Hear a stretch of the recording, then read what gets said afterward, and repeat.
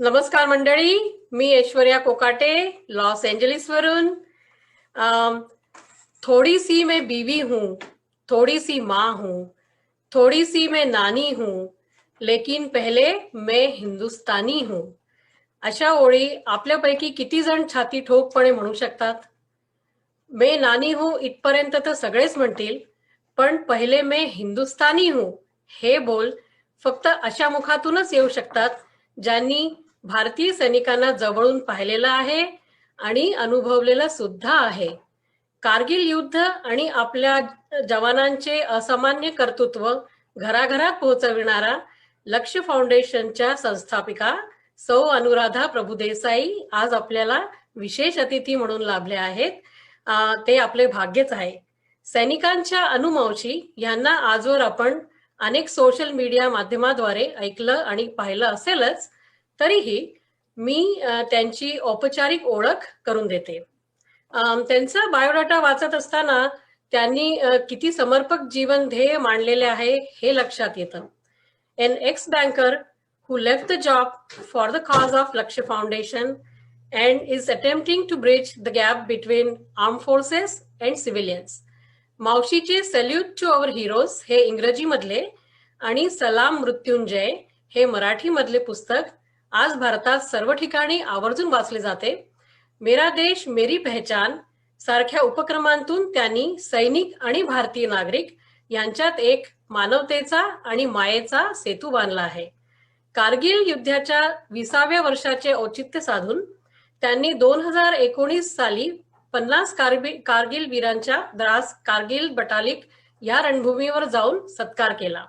अनेक पुरस्कारांच्या मानकरी असणाऱ्या अनुराधा मावशी म्हणजे कठोर परिश्रम आणि सैनिकांबद्दल असलेला आतोनात ममतेचं अजब रसायनच आहे। 2019 मध्ये श्रीमती स्मृती इराणी यांच्या हस्ते एबीपी शक्ती सन्मान त्यांना मिळालेला आहे। मावशीबद्दल सांगण्यासारखं खूप आहे, पण वेळेची मर्यादा लक्षात घेऊन मी अमोघ धामणकर यांची पण थोडक्यात ओळख करून देते। युके मध्ये गेले 15 वर्ष स्थायिक असलेले अमोघ हे आयटी क्षेत्रात आहेत। आयटीच्या व्यतिरिक्त बाराखडी एंटरटेनमेंट्स नावाचे कंपनीचे डायरेक्टर आहेत। मराठी कलाकृती जगभरात पोहोचवावी या संकल्पनेतून बाराखडी एंटरटेनमेंट्सची स्थापना झाली आणि शुरामी वंदिले या आपल्या दिवाळी अंकात प्रसिद्ध झालेल्या त्यांच्या लेखामुळे आपणाला ते माहीतच आहेत। तर अधिक वेळ न घेता मी अमोघ यांना हा कार्यक्रम पुढे नेण्याची विनंती करते। धन्यवाद ऐश्वर्या। FB लाईव्ह वर उपस्थित राहिलेल्या सर्वांचे मी मनापासून स्वागत करतो आणि कोजागिरी पौर्णिमेच्या सर्वांना शुभेच्छा। अनुराधा मावशीने आतापर्यंत सैनिक आणि त्यांच्या शौर्यावर अनेक कविता लिहिलेल्या आहेत। त्याच्यातील एका कवितेच्या काही ओळी स्वरबद्ध करून त्याची एक एवी तयार केली आहे। आजच्या कार्यक्रमाची सुरुवात आपण त्या एवीने करूया।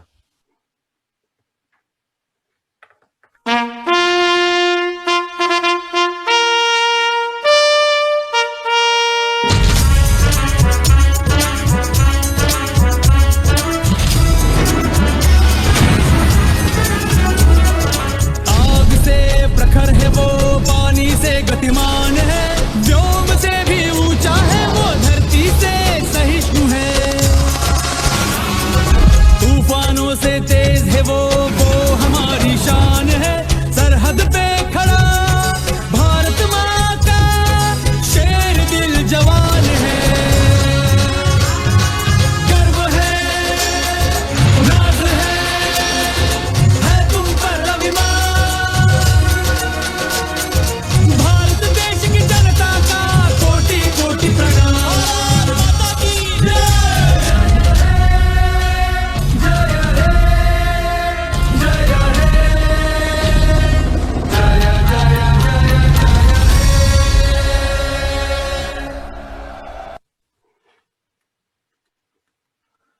मावशी, तुझं खूप खूप स्वागत।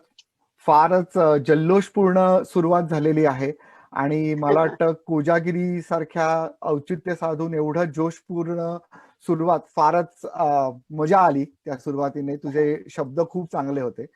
आपण त्या एबी क्लिप मध्ये लक्ष्य फाउंडेशन हे नाव आपण बघितलं आणि सगळ्यांना माहिती आहे की तू लक्ष्य फाउंडेशनची संस्थापिका आहेस. साधारणतः आपण असं पाहतो की अनेक लोक समाजकार्य इंडिव्हिज्युअल लेवलवरती सुरू करतात, पण फारच कमी वेळा त्या इंडिव्हिज्युअल लेवलवरनं त्याचं एका संस्थेत रूपांतर होतं. तर मला असं जाणून घ्यायचंय आणि सर्व रसिक श्रोत्यांनाही जाणून घ्यायचंय की लक्ष्य फाउंडेशन ही संकल्पना कुठून आली, आणि त्याच्याच अनुषंगाने अजून एक प्रश्न म्हणजे की लक्ष्य फाउंडेशनचा च्या स्थापनेमुळे तुला नेमका कुठला फायदा झाला? मग आधी सगळेजण जे आज FB वरती जॉईन झाले आहेत त्यांचं स्वागत. आणि तू आणि ऐश्वर्या, तुम्ही दोघांनी घेतलेल्या या परिश्रमांबद्दल तुमचेही आभार. कारण सैनिक पोचवण्याचा म्हणजे लॉस एंजेलिसच्या भारतीयांपर्यंत पोचवायचा, आणि तू तिकडनं बर्मिंगहॅम मधनं असा एक त्रिकोण तू साधलेला आहेस. सो पहिले तुमचे सगळ्यांचे मनपूर्वक आभार. तू आता बोलता बोलता म्हणला समोर की लोक इंडिव्हिज्युअलला सुरू करतात आणि मग नंतर संस्था होत नाही, किंवा अशा रीतीने तुला एक थोडस तू स्टेटमेंट केलं. मला फक्त एकच सांगायचं की मी आय एम नॉट अवेअर की लोक सुरू करतात आणि मग संस्था होते की नाही, त्याचं काय पर्सेंटेज आहे मला कल्पना नाही. त्यामुळे मला त्याच्यावर काही अधिकारवाणीने बोलता येणार नाही. पण मी तुला थोडासा हा पास थोडासा एलॅबोरेट करून थोडा मागपासून सांगू का? जरा चालेल ना. थोडं विस्तृत सांगू का? नक्कीच हा. नक्कीच आवडेल. तर गंमत म्हणजे की राईट. तर खरं तर बरेच मी जवळजवळ 50 वर्ष मागे जाते, जेव्हा मी शाळेत होते. कसं आहे ना की मला ना पहिल्यापासून कधी सांगते असं एक माझी वृत्ती होती. मला काही कळलं की पहिलं लोकांपर्यंत कसं पोचवायचं. म्हणजे माझ्या शाळेमध्ये माझ्या शिक्षिका होत्या, त्या नेहमी म्हणायच्या अनु म्हणजे मुकरी आहे. आता तुम्हाला हा मुकरी कोण माहित नसेल, तुम्हाला असणार.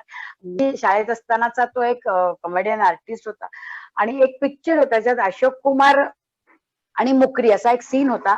मला फार ब्लर तो आठवतोय की मुकरी गडबडा लोळत होता आणि पोट दुखतो रडतो. शेवटी अशोक कुमार म्हणतो बोल बोल आता. म्हणजे त्याला जर काही सांगायचं असेल आणि त्याला कोणी बोलू नाही दिलं की तो गडबडा लोळायचा, आणि कधी बोलतो मग त्याचं पोट दुखायचं थांबायचं, मग तो सांगायचा की हे असं असं झालेलं आहे. तर मला आमच्या शाळेमध्ये म्हणजे किंवा त्या वयापासून मला काही कळलं की ते मी कधी सगळ्यांना सांगते असं माझी नेहमी गोष्ट असायची. म्हणजे मला आवडायचं, मला काही कळलं की लोकांपर्यंत पोहोचवायचं, ही एक पद्धत होती. त्यामुळे आणि नवीन नवीन करत राहायचं, काहीतरी सुचेल असं करायचं. हा एक थोडा नाविन्याचा ध्यास थोडासा पहिल्यापासून एक शाळेपासूनच होता.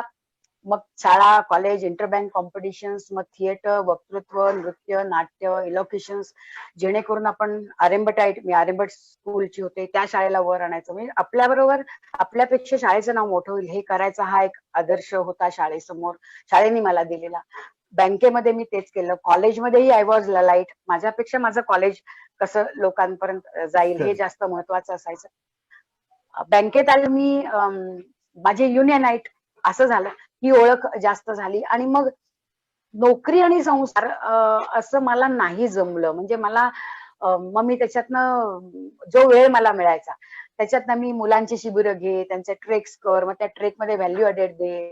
मग मला कळलं की एकांकिका मला प्रोफेशनल नाटक करता येत नाही, मग हौस कशी भागवायची. मग मी एकांकिका लिहिल्या, त्या बसवल्या, त्या कॉम्पिटिशन्सना मी घेऊन गेले. जेव्हा माझ्या लक्षात आलं की आपण थिएटर करतोय, मग चांगल्या टेलिफिल्म्स मी राजे दत्तांबरोबर केलं, मी अरुणा राजेबरोबर टेलिफिल्म केली, मी दत्ताजींच्या भरपूर टेलिफिल्म्स नाटकांमध्ये काम केलं. जेणेकरून आपल्याला एक वैयक्तिक भूक असते जी काहीतरी छान करायची आणि थोडस मांडायची. ही भूक मला पहिल्यापासून होती. त्याचा मला फायदा असा झाला की मला एक नाव नेव्हर असं माझ्या नेहमी डोक्यात पहिल्यापासून. कदाचित काही डिसिजन चुकली असतील, 100 डिसिजन मधली 10 चुकली पण असतील या अभी करने के विचाराने, पण 90 तर नक्की सही ठरली. आणि याच्यामध्ये एक वाक्य मला फार डोक्यात आहे अमोघ, की weak minds discuss people, average mind discuss event, but strong mind discuss ideas. Nice. मला असं वेगवेगळ्या आयडिया विचार मांडायचे आणि त्यामुळे कदाचित TEDx टॉक्स पण मी दिले, कारण तिथे विचार मांडायचा असा काहीतरी आयडिया द्यायची असायची. आणि ह्या सगळ्या बॅकग्राऊंडवर मला जेव्हा मी 2004 साली पहिल्यांदा कारगिलला गेले, लद्दाखला गेले, म्हणजे आम्ही भारतभर खूप फिरलो, कारण आम्ही दोघं बँकर, त्यामुळे आम्हाला LFC असायचं, म्हणजे बँकेची कृतज्ञ याच्यासाठी की आम्हाला भारत जायला मिळाला, खर्च बँक करायचे आणि आम्ही दर 2 वर्षांनी सगळा भटकलो. पण 2004 साली मी लडाखला गेले. लडाखचं सौंदर्य तर बघायचंच होतं, पण एक लक्ष मारले होते. आणि कारगिल वॉर झालेलं खरं सांगायचं तर ते मुंबईत बसून एवढं कळलं नव्हतं, त्याच्यामध्ये काहीतरी कळलं. आणि माझा मित्र विक्रम, त्यांनी सांगितलं की अनु अब लडाख जाना है, तुला बघायचंय ना लडाख, आपण जाऊया. आणि तो इनिशिएटिव्ह घेतला आणि आम्ही लडाखला पोहोचलो. आणि 2004चं लडाख, 2004चं द्रास, 2004चं नुब्रा व्हॅली, 2004चं लेह वॉज टोटली डिफरंट. आता खूप बदललंय ते, आता 17 वर्ष होऊन गेली त्याला. तर तिथे फिरताना ना मला तो सैनिक कळत गेला, मला हे सगळं वेगळा प्रांत कळला. आणि जेव्हा मी विजयस्तंभाजवळ उभी राहिले कारगिलला, आम्हाला प्रत्येक ठिकाणी ना मुलं चहा देत होती, आपुलकीने बोलत होती, ही माझ्या नात्याची नाहीत, ही माझ्या रक्ताची नाहीत, ही माझ्याशी एवढी प्रेमाने बोलतायत, त्यांच्या माझ्याकडनं म्हणजे एक वेगळाच आदर त्यांच्या डोळ्यात माझ्याबद्दल होता, प्रेम वेगळं दिसत होतं. आणि हे वेगळं होतं मला, इतक्या माझ्या आयुष्याच्या प्रवासामध्ये हे वेगळं होतं. आणि जेव्हा आम्ही द्रासहून कारगिलला गेलो, आम्हाला ते एका सुभेदार मेजरने माझं मराठी बोलणं ऐकून असे ते खालून वर आले, नदीच्या इथून वर, आणि ते बोलले, मी आज 8 महिन्यांनी मराठी ऐकतोय. अमुक दॅट वॉज रिअली शॉकिंग, की अरे ह्या लोकांना किती भाषा ऐकून येणं, हे आपल्याला सवय, आपण रोजच ऐकतो, पण त्याचा किती मोल आहे तिथे कळलं. आणि त्यांनी तिथे कारगिलच्या सगळ्या गोष्टी सांगितल्या. आणि मग जेव्हा आम्ही विजयस्तंभाजवळ गेलो, ज्या विजयस्तंभाजवळ आपण गेलो, आता तो खूप मोठा झालाय, तेव्हा ना मग छोटं होतं प्रतिकृती, फारशी लोक तिथे जात नव्हती. आणि आम्ही चौघं जेव्हा आम्ही, विक्रम, त्याची बायको आणि बाबा गुरुनाथ, आम्ही जेव्हा तिथे उभे राहिलो, या 4 दिवसात आम्ही ना निशब्द झालो. आम्ही काहीच बोलत नव्हतो, फक्त बघत होतो. स्पंज कसं अब्झॉर्ब करतो ना, तसं आम्ही अब्झॉर्ब करत होतो. आणि मी जेव्हा त्या तोलोलिंग समोर उभी राहिले, बघितला तोलोलिंग, रॉकी नॉर्म, इंडिया गेट, टायगर हिल, ते सुळ सगळे बघितले. आणि या मातीतून ही मुलं चालत जेव्हा 17,000 शत्रू बसलाय सुसज्ज, आणि त्यांना ऑर्डर्स आहेत, गो अँड कॅप्चर, ही ते गेले. That means they have enter the death trap without any hesitation at the age of 20. अंगावर काटा आला. मी शांत उभी होते तिथे. तुला मी सांगते, माझी मुलगी तेव्हा 20 वर्षाची, गायत्री 20 वर्षाची होती. 62, 65, 71ला मी लहान होते, त्यामुळे त्या युद्धाबद्दल ना एवढ्या भावनिक जुळले नाही मी. पण 20 वर्षाची माझी मुलगी, जी इतकी छानपैकी सेफ आहे. आणि आज 20 वर्षाचा मुलगा तिथे म्हणतो की या तो तिरंगा लहरा के आऊंगा, या तिरंगे में लिपट कर लेकिन आऊंगा जरूर. हे खूप अंगावर आलं. आणि तिथे मग एक मेजर, तेव्हा मला मेजर, लेफ्टनंट जनरल, काही कळत नव्हतं. माझ्यासाठी तो सैनिक विषय नवीन होता. तर त्यांनी विचारलं, तुम्ही काय बघताय? तर मी म्हटलं की हे काय, आम्हाला कारगिल वॉर कळलं नाही. आणि त्यांनी आम्हाला तिथे एक टीव्ही दाखवली. चलो मैं दिखाता हूं, कारण इतकं येऊन कोणीच तिथे बघत नाही. आम्ही, मला वाटतं पहिलेच तिकडे भारतीय होतो की जे इतका तिथे उभे होतो. आणि मुळात ती एव्ही बघायच्या आधी ना मी तिथे जेव्हा उभी राहिले, तेव्हा मला ना 71 साली एका पित्यानी, म्हणजे एक देशपांडे म्हणून होते, त्यांनी एक काव्य लिहिलं होते, आपला अण्णा मामा गायचा. त्याच्या ओळी होत्या की त्या पित्याचा मुलगा शहीद झाला होता 71च्या युद्धात, हौतात्म्य प्राप्त झालं. तर त्या पित्याच्या दृष्टीने त्यांनी ते लिहिलं होतं की झुंजता रणभूवरी तू अमर होसी रे सुता, भाग्य माझे थोर म्हणून जाहलो तव मी पिता. त्यात तो मुलाचं कौतुक करतो आणि म्हणतो, पोचशी तू दिव्य लोकी सूर्यमंडल भेदुनी, चंद्र तारे धन्य तुझला आरती ओवाळुनी, गौराचा ग्रंथ लाभे जीवनी तव भारता, भाग्य मा थोर म्हणून जाहलो तव मी पिता. पण हा पिता जेव्हा वडिलांच्या भूमिकेत जातो, तोपर्यंत तो एका शूरवीराचा पिता आहे. पण जेव्हा वडील होतो तेव्हा तो म्हणतो, तू पुन्हा दिसणार नाहीस दुःख केवळ हे म्हणी, तू पुन्हा दिसणार नाहीस दुःख केवळ हे म्हणी, वाहते अभिमान सरिता मात्र त्या दुःखातुनी, आजवरी आशीष दिदले वना घेई आता, भाग्य माझे थोर म्हणून जाहलो तव मी पिता. ज्या वयाच्या मुलांना आशीर्वाद द्यायचे त्या मुलांना वंदन करणं खूप कठीण आहे अमोल, खूप कठीण आहे. हे मी 20 वर्षाच्या मुलीची आई होते त्यामुळे मला जाणवलं. हम्म. आणि मग तिथून मी एक ओढ घेतली, ती एव्ही बघितली. एव्ही मधनं मला जाणवलं की खरंच आपण भारतावर प्रेम करतो का, कारण तिथे एक मार्टरची आई म्हणते की जिस देश पर मैंने अपना बच्चा कुर्बान किया है उस देश से थोड़ा सा प्यार तो करो. म्हणजे यांची ही एवढी छोटी अपेक्षा, me do I really love my country, हा एक विचार आला आणि मी तिथे एक ओढ घेतली की मी ह्या मुलांना मरू देणार नाही. इथे ज्यांनी हुतात्मे पत्करले मी त्यांना अमर करीन. मी या डिफिकल्ट टेरेन मध्ये येऊन लोकांना हे दाखवीन युद्धभूमी. 5 वर्ष तर दाखवीन, जितके वर्ष जमेल तितकं दाखवीन. आणि जोपर्यंत माझा श्वास आहे तोपर्यंत मी सर्वसमावेशक मातृत्व घेऊन या मुलांबद्दल, जर शिवाजी महाराज जिवंत आहेत तर त्यांचं कवनं गाणारी लोक आहेत ना, म्हणून ते इतके वर्ष आपल्यामध्ये आहेत. या मुलांची भाट होऊन मी उभी राहीन आणि मी त्यांची कवनं गाईन. मला माहित नाही तिथल्या हवेतनं तथाच तू आलं असेल. मी परत आले. मी 2004 साली म्हणजे जेव्हा या सगळ्या ठिकाणून परत आले तेव्हा मी एक महाराष्ट्र टाइम्स मध्ये आर्टिकल लिहिलं. मी परत आले आणि मला असं वाटतं की ते प्रवास वर्णन नव्हतं, ते विचार वर्णन होतं. जसं मी म्हटलं की काहीतरी विचार आणि एक आयडिया होती त्याच्यात, आणि ते बरोबर 2 ऑक्टोबरला महाराष्ट्र टाइम्स मध्ये छापलं गेलं. मोठं आर्टिकल होतं, अर्धा पेज. आणि त्याच्यावर मला खूप लोकांच्या रिॲक्शन्स येत गेल्या की एका 82 वर्षाच्या आजीने मला सांगितलं, अगं मला भेटायचंय, मी स्वातंत्र्य सेनानी आहे, तुझं आर्टिकल वाचून मला आम्हा लोकांचा, आमच्या पिढीचा त्याग वाया गेला असं वाटत नाही. कारण भवताल बघितला की हल्ली एक विभ्रम येतो मनात की आम्ही कशासाठी केलं. पण आज तुझ्या रूपाने एक दिवली पेटली, बेटा ही दिवली तू विझवू नको. तू एकटी असशील या वाटेवर, पण वन फाईन डे तू वळून बघ, तुझ्या बरोबर लोक असतील. मला कळलं नाही रे मग मी काय करते, मी काय कार्य केलं. मी एक आर्टिकल लिहिलं आणि मग मी त्यातनं प्रेरणा घेऊन आर्टिकल्स लिहिली. मी प्रेझेंटेशन द्यायला लागले, माझे टीव्हीवर इंटरव्ह्यूज झाले, मी दरवर इकडे जायला लागले, लोकांना न्यायला लागले. आणि 5 वर्षाचा काळ जो होता तो इतका नाड गेला. आणि बघता बघता 2000 झालं आणि मी प्रेझेंटेशन बोलवायला लागली मग मला की आमच्याकडे या, आमच्याकडे या. आणि मी नगरला गेले होते.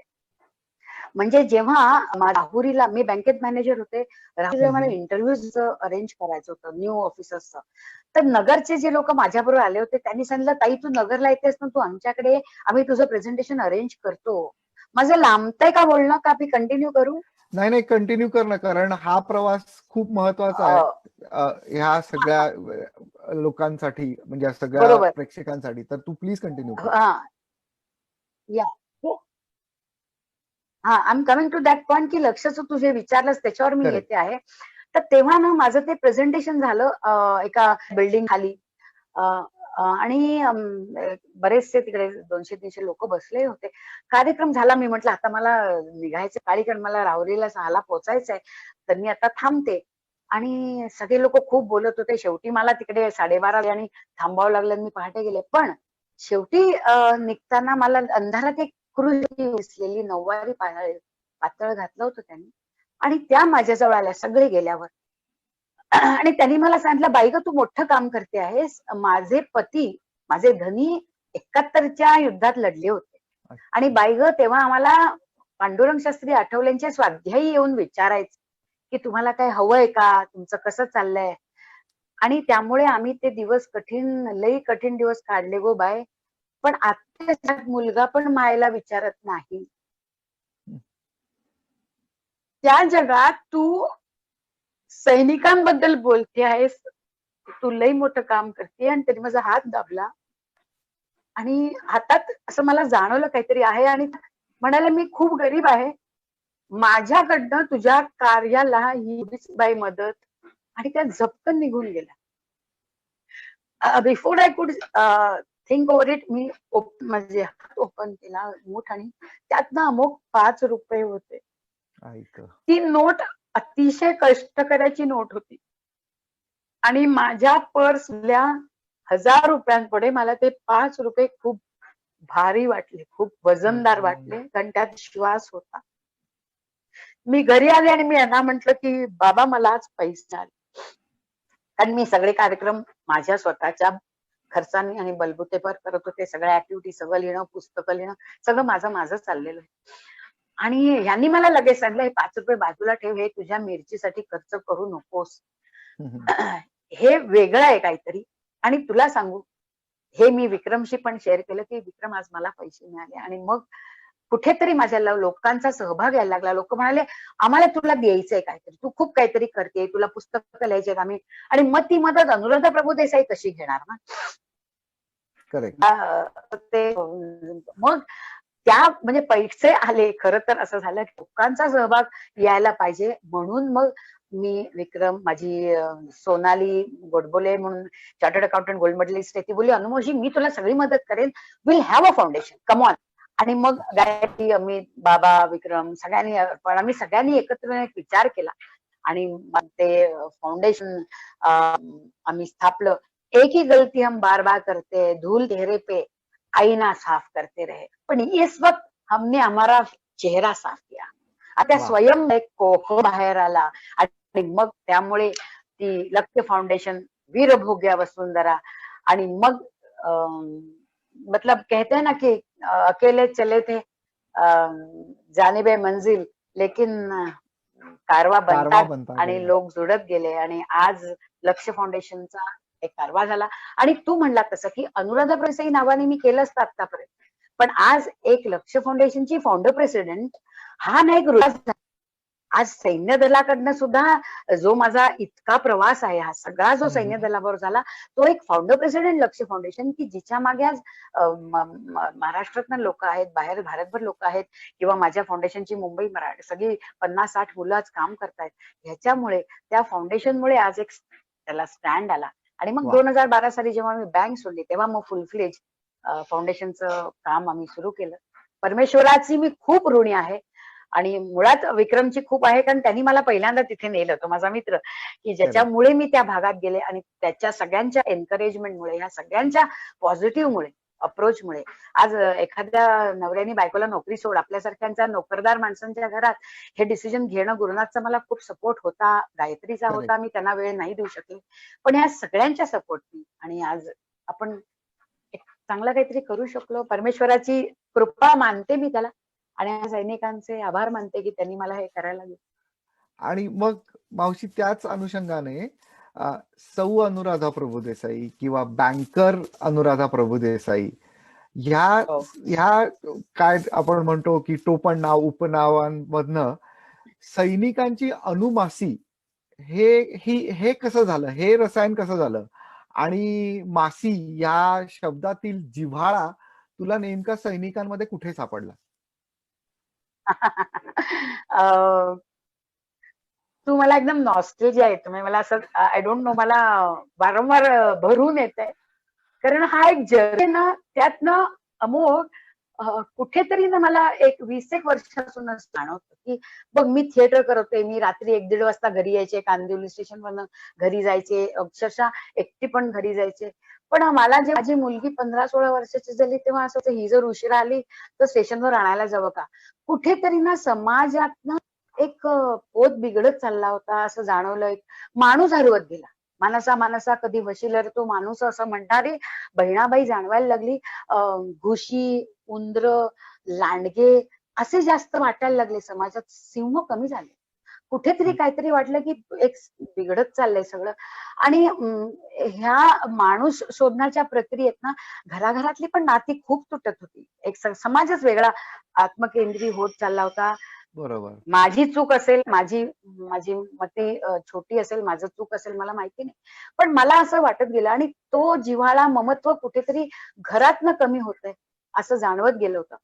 आणि अशा स्थितीत जेव्हा ही सुरुवात केली, तेव्हा 2005 साली, जेव्हा लक्ष नव्हतं फाउंडेशन, तेव्हा जेव्हा आम्ही सुरुवात केली, मी आणि विक्रमने पहिले माणसं न्यायला जेव्हा सुरुवात केली होती, तेव्हा 2005 साली, कारण मी काय करायचे, म्हणजे असं परमिशन घेऊन मी त्या युनिट्स मध्ये जायचं होतं, कारण आमची असं होतं की ही ट्रिप नाही, हे मिशन लडाख आहे.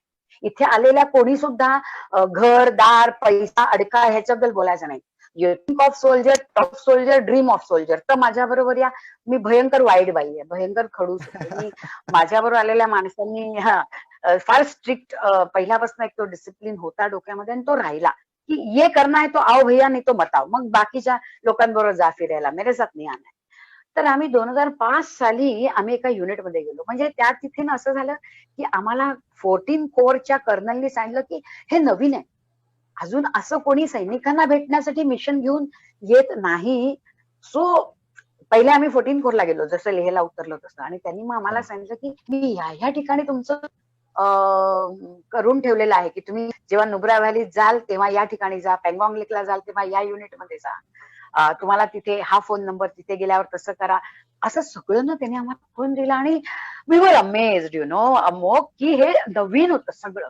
तो ऑलिव्ह ग्रीनच माझ्यासाठी नवीन होता. आणि आम्ही करेक्ट. लाईक यु नो सिंहाच्या गुहेत प्रवेश करायचा ना, म्हणजे जी भीती आहे ना ती प्रत्येक वेळेला मला वाटायची की आम्हाला माहित नाही हा बोलणारा माणूस काय आहे, त्याचं पोझिशन काय आहे, आपल्याला तर काही माहित नाही गड्या, आणि आपण बोलतोय त्यांच्याशी, पण दे वर सो ह्युमन. म्हणजे माझ्या बँकेतल्या जनरल मॅनेजरकडे जाताना 50दा आम्हाला बाहेर धगधग व्हायचं, आणि तेच तिथला एक लेफ्टनंट जनरल आम्हाला इतक्या पद्धतीने रिसीव्ह करायचा, तो जसं की आम्ही कोणतरी त्याचे आहोत.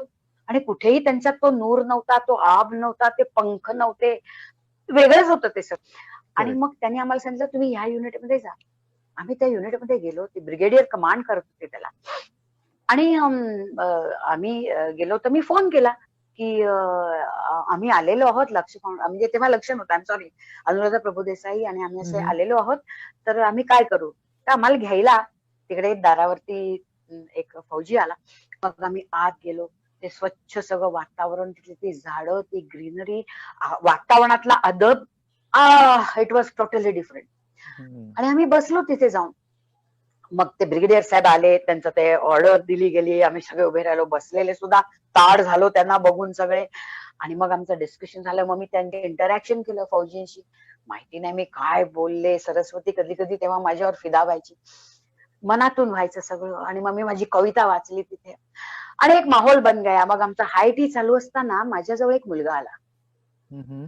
आणि तो मला म्हणाला सब हिंदी में चलता है, वहां पे पहले हमने अंग्रेजी और हिंदी बोल रहे थे, हिंदी ज्यादा बोल रहे थे, कारण तिथे रिजनल लँग्वेज वापरत नाही, कोणाला असं हे त्रास नाही हो की कोण काय बोलते ना, सो हम हिंदी में बात कर रहे थे. तर एक मुलगा माझ्याजवळ आला आणि म्हणाला अनुराधा प्रभुदेसाई तुम्ही ना. म्हटलं हो. तर मला म्हणाला मीच तो तुमचा फोन घेतला होता. तर मी म्हटलं हो अच्छा. तो बोला तुम्हाला एक सांगू. म्हटलं काय रे. तुमचा आवाज ना माझ्या मंगल मावशीसारखा आहे. ओ. मी त्याला म्हटलं ओके ती मंगल मावशी का, मग मी अनु मावशी. तर वा. तो मला म्हणाला मी तुला मिठी मारू का. मावशी मी तुला मिठी मारू. मी म्हंटल नेकीवर कुचकुच, मलाच काय, माझ्याबरोबर सगळेजण आपले जे 25-26 जण आले होते हे सगळे तुझे काका मावशी आहेत, तू या सगळ्यांना भेट. आणि मग तो सगळ्यांना भेटायला गेला तेव्हा तिथे काही सरद मुलं होती. That was a secret. म्हणजे आता मला ते कळतंय, तेव्हा कळल्यानंतर तर ती मुलं माझ्या जवळ आली आणि म्हणाली मासी आप बड़े पार्शियल हो. म्हटलं क्या हुआ. ये बंदा आपके गले मिल सकता है तो हमने क्या पाप किया. मग ती सगळी मुलं आमच्या गळ्यात पडली, प्रत्येकांच्या गळ्यात पडली. आमच्या आलेल्या सगळ्यांच्या बरोबर त्यांचा एक माहोल तयार झाला. आणि तो मासी वडम तिथे जो अच्छा. चिपकला. आणि मुळात असं झालं तर त्या मुलाची जी मंगल मावशी होती, त्या मंगल मावशीचं लग्न होतं, म्हणजे त्याच्या मावस भावाचं, आणि त्या मुलाला तिकडे जाता आलं नाही due to he was busy in some operations. आणि मला वाटतं तो माझ्यात ती मावशी शोधत होता. आणि ही पुढे चालत गेलं सगळं. आणि पुढे एकदा मला असं आठवतंय, मला ना 8 माउंटेन डिव्हिजननी 2011 साली माझा पहिला मेमो मला मिळाला. I show you that. हा बघ, हा तो 8 माउंटेन डिव्हिजननी मला दिलेला वा. मेमेंटो होता. हा सुंदर. मेमेंटो मला लेफ्टनंट जनरल दास्तानी सरांच्या हस्ते मिळाला की मी काहीतरी काम करते आहे, ह्याचे एक रेकॉग्निशन तिथे होत गेलं होतं. आणि तो मेमेंटो जेव्हा मला दिला तेव्हा त्यांच्या मागे एक मेसाहेब उभा होता, मेजर राजन. आणि तो मुलगा सरांना म्हणाला सर ये मासी बहुत अच्छी कविता करते. मग सर म्हणाले की वाचा मग ती कविता काय आहे ते, आप पढो. तलोलिंगचा तो माहोल, 26 जुलैचा माहोल, मी तिथे उभी आहे, फौजी माझ्या आजूबाजूला आहेत आणि मी त्या कविता वाचते आहे. आणि वेगळाच तो नूर तिकडे आला होता आणि जसे लेफ्टनंट जनरल साहेब निघाले त्यांची पुढे मीट असताना तो मुलगा माझ्या जवळ आला मेजर आणि तो मला म्हणाला कॅन आय हग यू. त्या मुलाने मला मराठीत विचारलं मी मिठी मारू का. हा मुलगा म्हणाला कॅन आय हग यू आणि तो म्हणाला आप जैसी मासी सबको मिले. वाह. आप में जो जुनून है वो घर में भी नहीं है. मैं साउथ का हूँ, किसी को पता नहीं है मैं क्या करता हूँ, मैं कहाँ हूँ, मैं सियाचिन में था या किधर था. आपका जुनून है वो बरकरार है मासी, कॅन आय हग यू.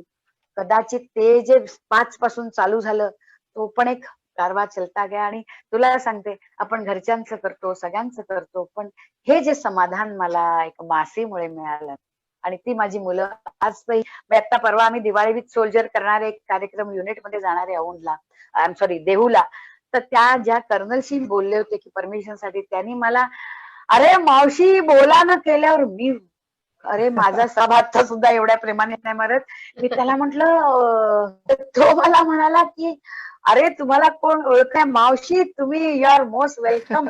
आणि अगेन देवाचे आभार परमेश्वराचे आभार. एक पुश आहे कुठून तरी एक काहीतरी मला सपोर्ट मिळतो आणि ही मावशी करत राहील पुढे सुद्धा.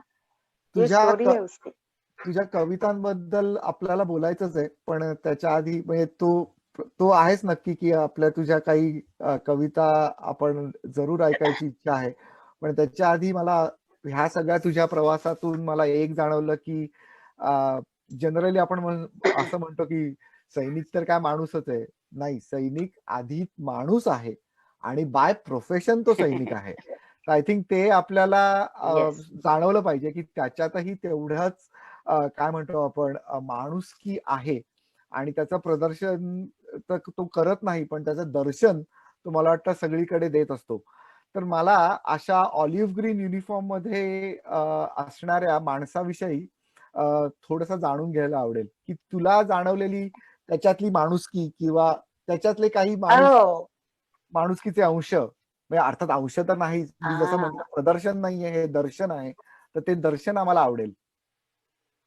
क्या बात आहे. मग खरं सांगू का नेहमी असं म्हणलं जातं की शेवटी तो माणूसच आहे ना हे वाक्य असतं.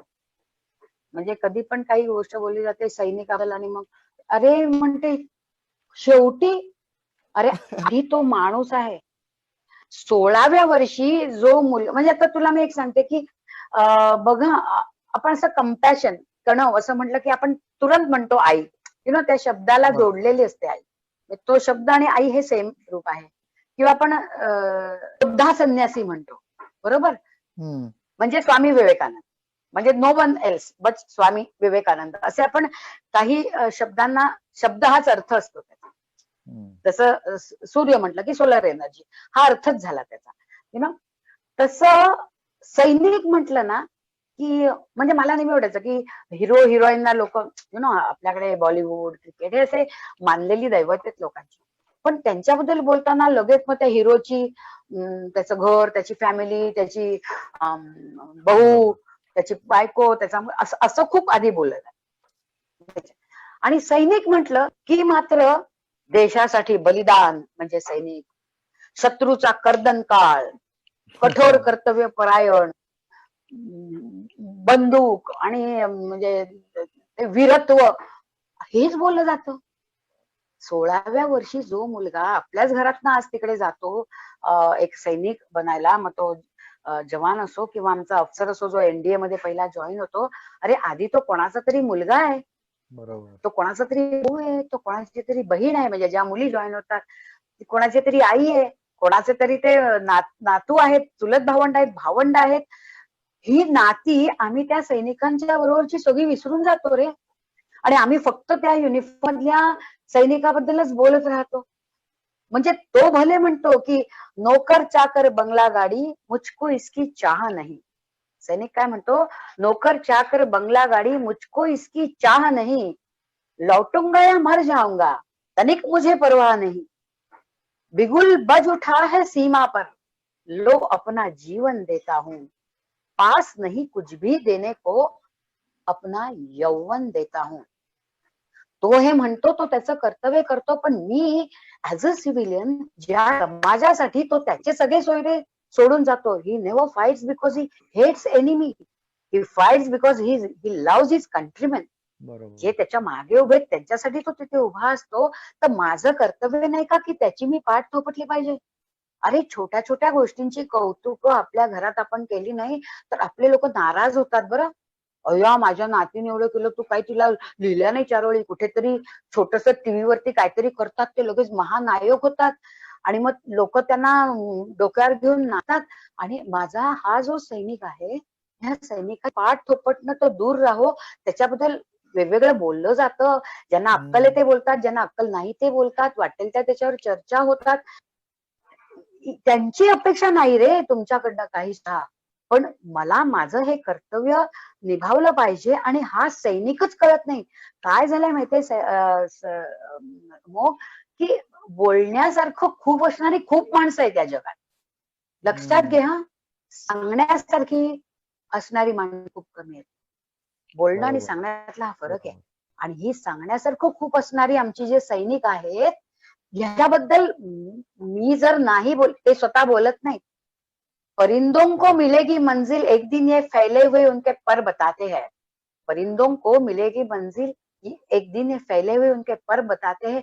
वही खामोश रहते हैं जमाने में जिनके हुन्नर बोलते हैं. वाह. हमारे सैनिक खामोश है, इसके लिए उनके अंदर मैं सबको कहना चाहती हूँ, बताना नहीं कहना चाहती हूँ. आणि हा बोलण्या आणि सांगण्यातला फरक.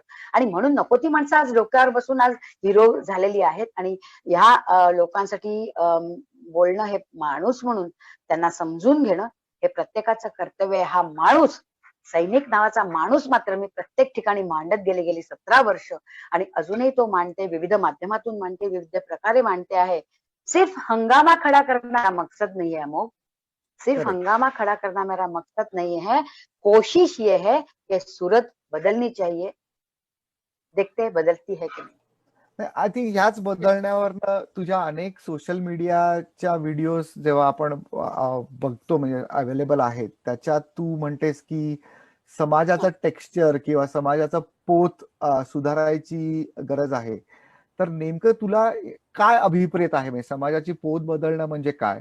आणि त्यालाच जोडून आणखीन एक असा प्रश्न आहे की भारतात इस्रायल सारख्या देशामध्ये जसं compulsory army service for civilians असतं तसं नाहीये. तर अशा परिस्थितीत मग भारतीय समाजाकडून तुझ्या सैनिकांबद्दलच्या अपेक्षा आहेत? म्हणजे हे 2 प्रश्न कंबाईंड तू उत्तर दे.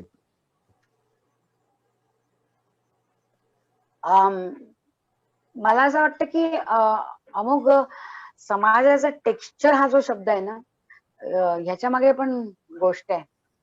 अरे आवडेल ना, तू म्हणशील तू आवडेल आम्हाला प्रत्येक ऐकायला. गोष्टीला काहीतरी हो नक्कीच आवडेल मावशींकडनं. असं काही जणांना अशी सवय असते. काय झालं की एक गोष्टीनी ती मांडायची. पण ह्या सगळ्या सही म्हणजे आयुष्यात घडलेल्या गोष्टी आहेत, त्या बरोबर. बनवलेल्या नाहीयेत. तो सगळा अनुभवातनं मिळालेला आहे. आधी मी टेक्स्चर वरती थोडस बोलू इच्छिते. टेक्स्चर हा शब्द मला वाटतं ओरिजिन आहे टेक्सटाईल या शब्दाचा. Latin Correct. शब्दामधनं बरेच शब्द आलेले असतात. तर टेक्स्चर ना जर तुम्ही आता तो एक आर्टिस्ट बघ पेंटिंग करतो ना त्याचं जे पेंटिंग आहे ते खूप छान येतं कारण त्याच्या त्या कलर मध्ये एक टेक्स्चर असते ना. त्या टेक्स्चर मध्ये त्याच्या भावना असतील, त्या टेक्स्चर मध्ये ते कॉम्बिनेशन असेल, त्याची क्वालिटी असेल, त्याचं ते खूप छान पेंटिंग तयार होतं. टेक्स्चर जेव्हा टेक्स्टाईलशी संबंधित आहे तेव्हा मी तुला एक सांगते की विणकाम करणं हातमागावर काम करणारे एक विणकर मला अल्हाबाद का वाराणसी कुठेतरी भेटले होते. आम्ही तिथे गेले असताना. आणि तिथल्या साड्यांची एक स्पेशालिटी आहे म्हणजे त्या इतरांपेक्षा थोड्या वेगळ्या हातमागाच्या साड्या असं जेव्हा त्यांच्या बोलण्यात आलं तर मी त्यांना म्हटलं उसमें क्या हर जगह मिलता है? तो बोला नहीं मैडम हमारे इसका बता तो वहां एक ताना और बाना ये रहता है. जी समजो ताना म्हणजे उभे धागे आणि बाना म्हणजे आडवे धागे है ना. हातमागावर तो असा असा फिरतो बघ हातमागा. तो ये ताना और ये जो बाना रहता है ना हाँ तर ह्या ताना बानाची जी वीण आहे ती जर घट्ट नसेल ते उभे धागे व्यवस्थित आणि आडवे धागे जर व्यवस्थित लागत गेलं नाही तर कसं असतं एकदा ते हातमागावर केल्यानंतर ते डाय मध्ये टाकतात आणि तो जो डाय असतो ना, तो जर हे तानाबाना व्यवस्थित असले ना, तर तो डाय तो कलर बरोबर आणतो. मग जिथे तो हिरवा रंग, तिथे मग तो ऑरेंज रंग, मग तिथे ती बुट्टीवर तिथे पसरणं, हे सगळं व्यवस्थित होऊन ती जी साडीची जी मग ती हातमागाची साडी तू बघशील किंवा त्याला जो तो ग्लोरियस त्या ज्या दिसतात, अमेझिंग ज्या दिसतात, त्याचं मेन कारण दिसायला त्या डायमुळे दिसले असला तरी त्याच्या मागचा हा तानाबाना हा खूप महत्वाचा आहे. हे फार मागे ना मला कोणीतरी सांगितलेलं होतं. तर हा जो तानाबाना आहे ना, समाजाचा पण एक टेक्स्चर आहे ना बाळा. आज समाजामध्ये विविध प्रवृत्ती आहेत, विविध लोक आहेत. एक मला असं वाटतं की विवेक म्हणजे आपण लोकशाही जेव्हा भारताने ऍक्सेप्ट केली, तेव्हा आम्ही राईट्स आणि रिस्पॉन्सिबिलिटी ह्या दोन दिल्या राज्यघटनेने है ना. आम्हाला ते राईट्स कळले. राईट, सपोज तुमचा ताना आहे, तो बाना था रिस्पॉन्सिबिलिटी है ना. आम्ही त्या रिस्पॉन्सिबिलिटीला फ्रीडम असं नाव दिलं.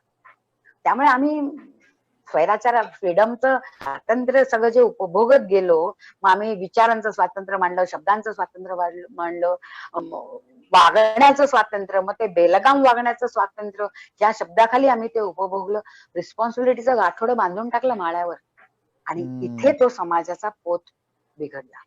जोपर्यंत तुम्ही लोकशाही ऍक्सेप्ट करता तेव्हा तुम्हाला विवेकबुद्धी आणि सत्सद विवेकबुद्धी ही जागृतच हवी तुमची, तर ती लोकशाही तुम्ही मांडू शकता. नाही तर मग तुम्ही ती विस्कळीत होऊन जाते आणि मग हा तानाबाना बिघडला, कुठेतरी समाजाचा पोत बिघडला. आणि मग त्या पोतावर काय करू शकतो आपण, मग त्याच्यावरती हा विचार कसा आला. तर मी एकदा लडाखला जसे मी जात राहिले 5-6 त्या वर्षी आम्ही पेंगॉंग लेकला जायच्या अलीकडे, आणि ते मी 2 गार्डचे युनिट बघितलं. तब तक जरा लोग जानते भी थे हमको ऐसा भी हुआ था.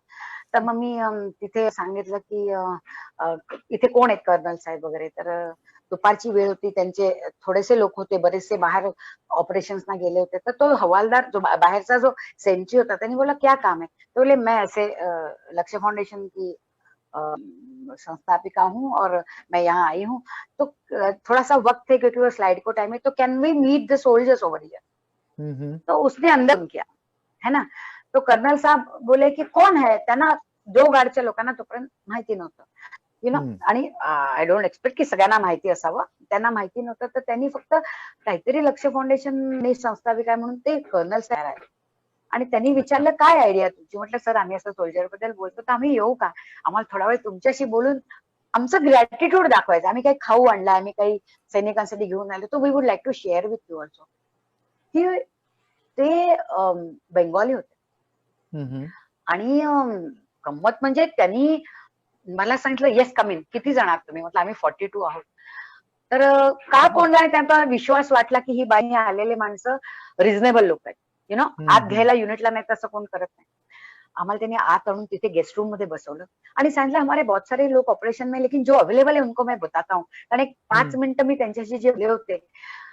अगेन मी म्हटलं की कधी कधी सैनिकांबद्दल बोलताना शब्द चांगले सुचतात, आपण मांडू शकतो, कारण थोडा वेळ असतो रे त्यांना. खूप पल्ला लावला तर समजत नाही. कुछ तो अच्छी बोला होगा मैंने की उन्होंने इन्व्हाइट किया. आणि मग तिकडे एक lieutenant colonel, he was a Singh lieutenant colonel. I think त्याची पार्टी मला आठवते. लेफ्टनंट कर्नल बॅज होता AK सिंग, राईट. हाय जय 6 फीट हाईट, मस्त मुलगा. आणि तो असं त्यांनी इंटरॅक्शन झालं सगळं तिथे. आम्ही बोलत राहिलो, काय काय म्हणजे करत राहिलो. तोपर्यंत सुरुवात झाली होती कामाला. आणि मग मी माझी कविता वाचली आणि सगळे शांत राहिले. परत उधर एक हायटी होत आहे, ते आपल्याला रिकामी पोटी पाठवत नाहीत बरं. ते काही ना काहीतरी दिल्याशिवाय. हायटी के वक्त वो बंदा मेरे पास आया. त्यांनी मला लिटरली कवेत घेतलं. 6 फुटापुढे मी 5 फूट बाई. म्हणजे अशी त्याच्या छातीचे ठोके सुद्धा माझ्या कानाला भिडले, स्पंदन मला जाणवली. आणि तो मला म्हणाला मैं आपको आज से मासी कहूंगा. और उसने मुझे कहा कि मेरी माँ के बाद आप ही हो जिसमें मैंने again the things were repeating, you know, कि मैंने आप में वो देखा जो जज्बा आपका है वो. तो मासी जरा चलो मेरे साथ. तो he asked me, can I call you? I said, बच्चा ये इससे और क्या जिंदगी में हो सकता है? I am so proud that you are calling me masi. तो बोला, मासी जरा के लोगों को वहां आने, मेरे साथ आप आओगे? म्हटलं चलो. मी आले तिथे बाहेर आणि त्यांनी मला त्याच्या barrack, he was a lieutenant colonel my dear, त्याचं एक बरॅक होतं, त्याचं गेट होतं आणि त्या गेटवर एक कविता होती, शब्दबद्ध केलेलं होतं त्याने. आणि तो मला म्हणला की मासी, मला जेव्हा ऑपरेशन्सला जायचंय ना, तेव्हा मी माझी कविता वाचतो आणि मी निघतो. कारण समाजात जे काय आजकाल चाललंय, अनफॉर्च्युनेटली असं झालंय, समाजात जो काही आजकाल चाललेले आहे वृत्ती लोकांची, आणि जे आमच्या व्हॉट्सअपवर येतं, अनफॉर्च्युनेटली माझे जे सैनिक आहेत ते व्हॉट्सअप बघतात. आज खूप वाईट काही काही गोष्टी चाललेल्या आहेत, त्याच्यामुळे त्यांना कदाचित व्हाय मी असा प्रश्न वाटण्या इतपत समाजाचं आजकाल चाललेलं आहे. तर माझ्या स्वतःमध्ये सुद्धा ऊर्जा आणायला मी माझ्या या ओळी वाचतो.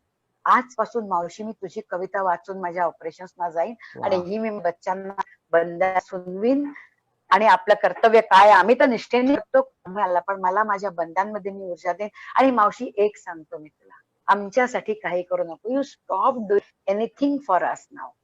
तू खूप केलंयस आता, म्हणजे तुझं सगळं मी 2004 पासून तुझं जे चाललंय, आता 7 वर्ष झाली तू करते. That was I think 2012 around may be 12.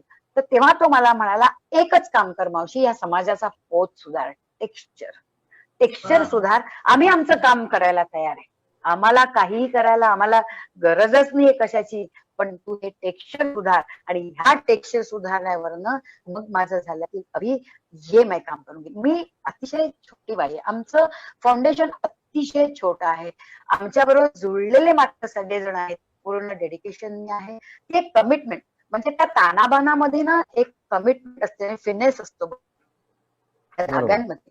ते कमिटमेंट, ते फिनेस आमच्याही सगळ्या ग्रुपमध्ये आलं. आणि प्रयत्न करतोय, आय डोंट नो काय करतोय मला माहिती आहे, पण मी इथे जिथे जाते तिथे आज सगळ्यांना ह्या रिस्पॉन्सिबिलिटीची थोडीशी जाणीव दिली आहे की थोडंच आपण आपली रिस्पॉन्सिबिलिटी करू आणि त्याचा पाठपुरावा आपण करत जाऊ. अशा रीतीने हा समाजाचा, मला वाटतं मावशीचं मावशीचं काहीतरी थोडं हे तांत्रिक झालं बिघाड का? झालं.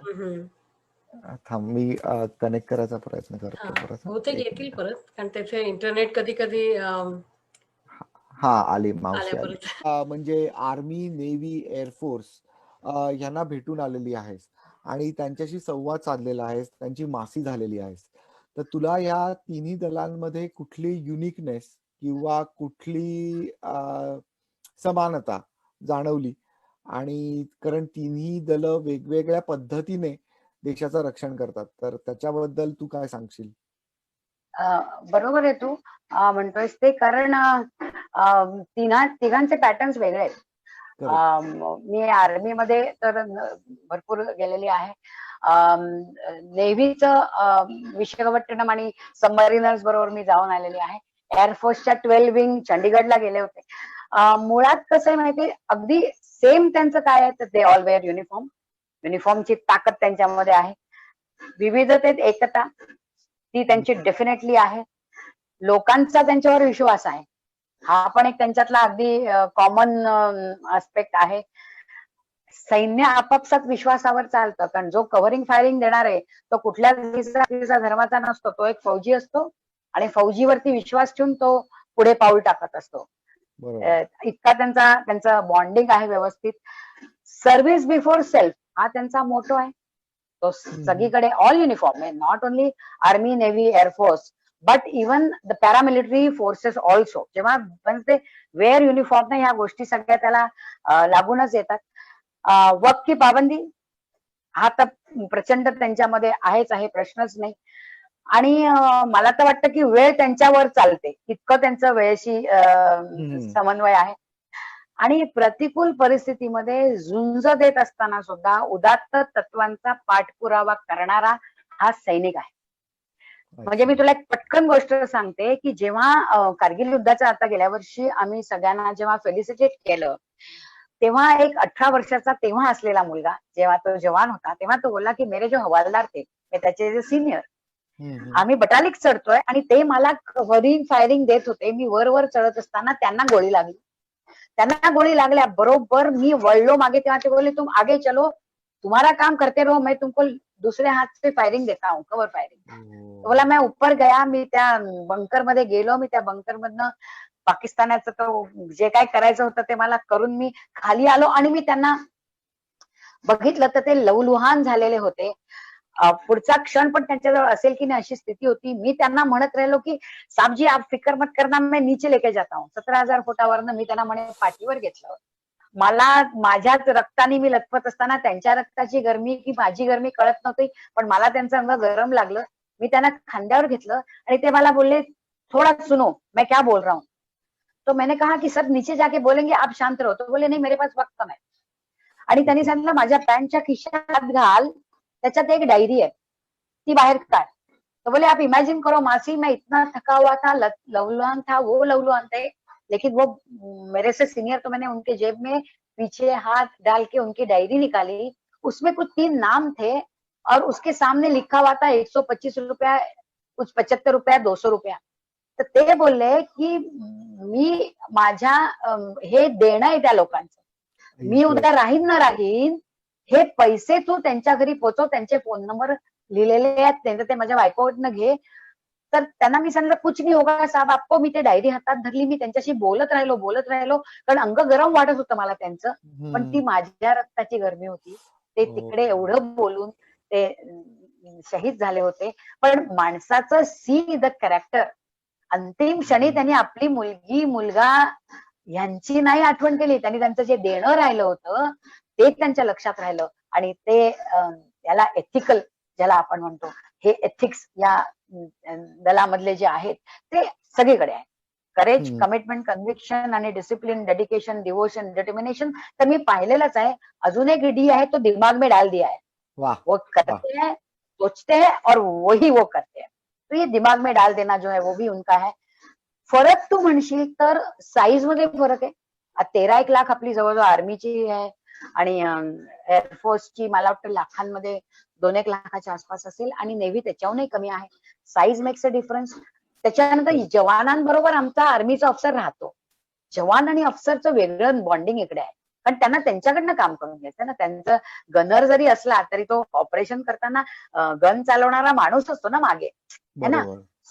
त्यांची जी रिलेशन्स आहेत ना, ते बॉन्डिंग तो राहतो त्यांच्या बरोबर, त्यांची भाषा बोलतो, त्यांचे सगळे घरचे प्रॉब्लेम त्याला माहिती असतात, ते तो जाणून असतो. नेव्ही एअरफोर्स मध्ये मला असं वाटतं, if I am not wrong, air force मध्ये त्यांचं ना प्रेम त्यांच्या त्या हवाई जहाज पे त्यांच्या त्यावर त्यांचं प्रेम आहे. लाईक यु नो बेबी, ते त्यांचं हवाई जहाज सांभाळतात आणि दोघं तिघं असतात एक साथ, ते जास्त नसतात त्यांचं प्रेम त्या त्यांच्या टेक्निकल ज्या हवाई जहाज आहे त्याच्याबरोबर असतं. ते कॉल इट त्यांची बेबी. शिप मध्ये सुद्धा ते कॉल इट मदर. आणि शिप मध्ये थोडी माणसं असतात, सबमरीन मध्ये आणि कमी असतात. सो त्यांचं बॉन्डिंग हे थोडंसं मला असं वाटतं की ते लिमिटेड याच्यामध्ये असेल. आणि एक शिप वरनं तो दुसऱ्या फ्रिगेट मध्ये जातो, या फ्रिगेटहून त्या फ्रिगेट, असं त्यांचं असतं.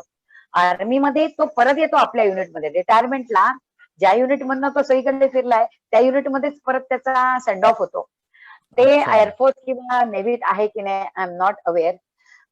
कठीणाईमध्ये फरक आहे, ऑपरेशन्स मध्ये फरक आहे, त्यांच्या ज्या परिस्थिती वेगवेगळ्या त्यांना फेस करायला लागतात, वर्किंग कल्चर मध्ये त्यांच्या फरक आहे. सो हा सगळा जरी असला तरी ते युनिफॉर्म सैनिक आहेत. मग आर्मी, नेव्ही, एअरफोर्स असो किंवा ITBP मी बघितलेला आहे, NSG बघितलेला आहे, देन BSF बरोबर मी गेलेली आहे, CIFSच्या लोकांशी पण मी बोललेली आहे. सो पॅरामिलिटरी मधल्या लोकांमध्ये सुद्धा अल्टिमेटली हा CRPF वगैरे सगळ्यांचा युनिफॉर्मचा बॉन्डिंग आहेच आहे. Difference are bound to be there, area वेगळे आहेत त्यांचे. So that is a culture. I think मला वाटतं तू हे जे कल्चर आहे किंवा हे तुझे अनुभव आहेत ते तू पुस्तकांद्वारे सुद्धा लोकांपर्यंत पोहोचवलेले आहेस. आणि जसं ऐश्वर्याने तुझ्या इंट्रोडक्शन मध्ये सांगितलं की तुझं एक पुस्तक 12वीच्या अभ्यासक्रमातही आहे. तर त्या पुस्तकांविषयी, म्हणजे पुस्तक लिहिण्याची प्रेरणा आणि ती पुस्तकं कुठली आहेत आणि ती आम्ही कुठून घेऊ शकतो विकत किंवा कुठे वाचू शकतो, त्याच्याबद्दल माहिती सांग. आधी मी ना छोट्या छोट्या पुस्तिका केल्या, त्या आम्ही जवळजवळ 85,000 पुस्तिका झाल्या त्या. अच्छा. 12 कारगिल हिरोज वरती त्या मी बनवल्या, त्या छोट्या छोट्या, त्या मी फ्री वाटल्या शाळा कॉलेजेसमध्ये वगैरे. मग लक्षात आलं की आज अरे विजेंद्र थापर संपला, आज योगेंद्रचं संपली पुस्तकं आज. मग आम्ही काय केलं, मग मी 12चं एक कंबाईन पुस्तक केलं, सॅल्यूट टू सोल्जर, सलाम मृत्युंजय ना, जे माझं 2015 साली रिलीज झालं जनरल हुडांच्या हस्ते कारगिल विजय दिवसाला. वा. त्याच्यानंतर मी म्हटलं 32 जणांवर लिहीन, पण ते मला जमलं नाही, माझं 12च झालं होतं. मग मी तुमच्या म्हणजे नो युअर सोल्जर आणि see your hero, know your hero म्हणून एक केलं. I can show you that. अर्थात या. ही अशी नोटबुक्स बनवल्या होत्या आणि ह्या नोटबुक्स मध्ये आपण 32 कॅरिकेचर्स केली along with their war cry आणि त्यांचं इन्स्पिरेशनल कोट. ती आपण शाळा कॉलेजेसमध्ये सगळीकडे दिली.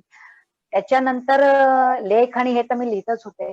त्याच्यानंतर गंमत झाली की मला, मी जे थोडं थोडं लिहित होते ते राजहंस प्रकाशनचे माझ्याकडे डॉक्टर बोरसे आले आणि ते बोलले तुम्ही काहीतरी लिहिताय, कळलंय मला, जे वेगळं आहे. मग मी जे काय लिहित गेले होते, शब्द फुटत गेले होते पेनला.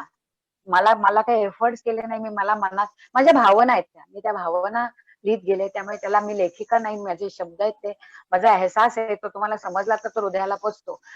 तर मी जेव्हा कोहिमाला वाचलं होतं की for your tomorrow he gives us today, त्याच्यात असं लिहिलेलं आहे, when you go home tell them of us and say for your tomorrow we gave our today. माघारी जेव्हा वा. जाल परतो, ओळख दे आमची त्यांना आणि सांगा तुमच्या उद्यासाठी आम्ही आमचा आज दिला. तर त्या ओळींचं टायटल करून हे पुस्तक राजहंसनी प्रकाशित केलं, जे 2017 साली अगेन अच्छा. जनरल अनबुनच्या हाती 3 वर्ष लागोपाठ आपली पुस्तकं तिथे रिलीज झाली. आणि आज ह्या तुमच्या उद्यासाठी आपला आज देणारा सैनिक, ह्या पुस्तकामुळे हा सैनिक खूप लोकांपर्यंत पोहोचला. 2 वर्षातच त्याची 5वी एडिशन आली. हे वा. पुस्तक आपण मराठी ग्रुपमध्ये जमलेला, तर हे पुस्तक कधी पुण्याला आला तर राजहंस प्रकाशनचं आहे.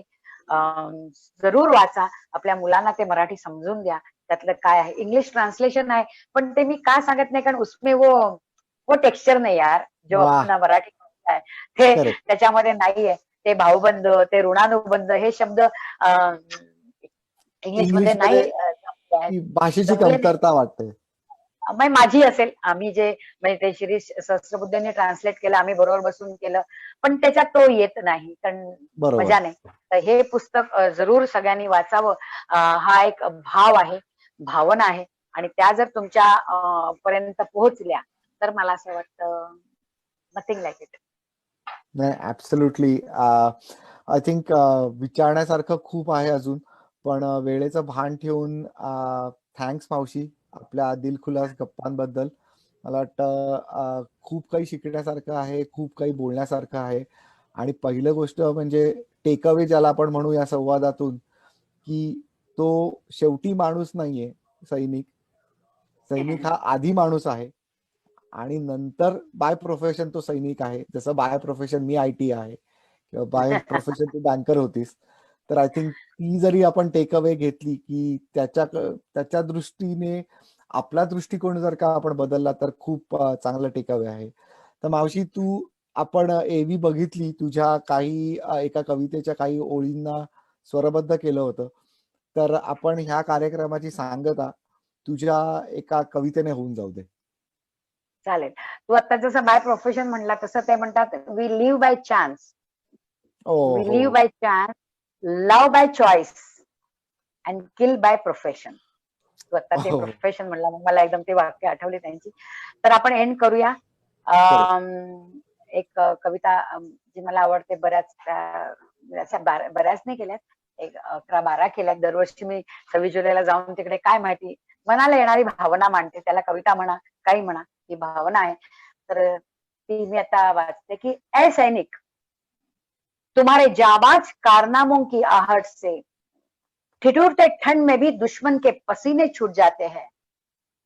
कारगिल युद्ध से लेकर दुश्मन बेचारे खुदा से उन्हें बख्शने की दुआ मांगते हैं. तुम तो बेमिसाल थे ऐ दोस्त, तुम्हारा कोई मुकाबिल न था. तुम्हारे लहू का एक एक कतरा दुश्मन की बर्बादी का गवाह था. किसी ने बहाया अपना खून तो किसी ने न्योछावर किया अपना यौवन. किसी ने बहाया अपना खून तो किसी ने न्योछावर किया अपना यौवन। ऐसा सबक सिखाया दुश्मन को कि फिर से चुनौती देने का ना रहा उसमें दम। खबरदार है दुश्मन, दुश्मन रहे सावधान। खबरदार है दुश्मन, दुश्मन तो रहे सावधान। हमारे भारतीय सैनिक ही है हमारे देश की पहचान। You understand, you better understand. जय हिंद। जय हिंद. जय मावशी हिंद. मावशी वा, खूप सुंदर. थँक्यू खूपच सो सुंदर. मच. आणि Aishwarya, Marathi cultures and festivals मध्ये ही अपॉर्च्युनिटी दिल्याबद्दल मावशीतर्फे पण आणि माझ्यातर्फे पण मी तुझे आभार मानू इच्छितो. Thank you so much. थँक्यू. तुम्हाला दोघांना खरं थँक्यू म्हटलं पाहिजे. तुमचं आज रात्री तू 3 वाजेपर्यंत जागा आहेस आणि अनुराधाताईंचे आभार. आता काही टेक्निकल डिफिकल्टीजमुळे आपण आता हा भाग आपण दुसरा ऍड करूया. पण मी सगळ्यांना पण धन्यवाद देते आणि सॉरी मागते, कारण आता बिकॉज ऑफ द काही टेक्निकल इश्यूज हा प्रोग्राम आपण पूर्ण आधीच्या ह्याच्यात नाही पूर्ण करू शकलो. पण आता सांगता करूया. धन्यवाद. Thank you so much. Thank you very much. Thank you very much.